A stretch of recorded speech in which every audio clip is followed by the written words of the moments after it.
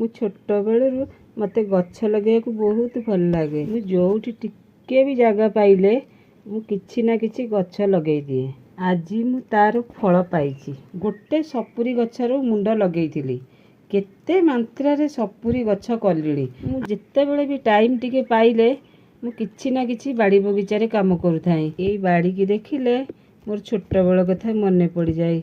जितेबेले मु छोट थिली मो बापा सारू पियाज लगांती, मु तांकू बहुत हेल्प करे।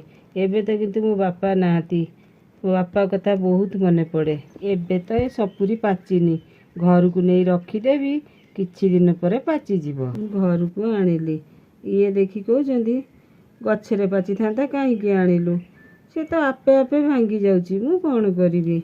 ए गछ आपण भी लगेई पारिबे, बेसी परिश्रम नहीं कि बेसी पानी भी खर्च हब नहीं। आपण माने भी ए गछ लगांतु।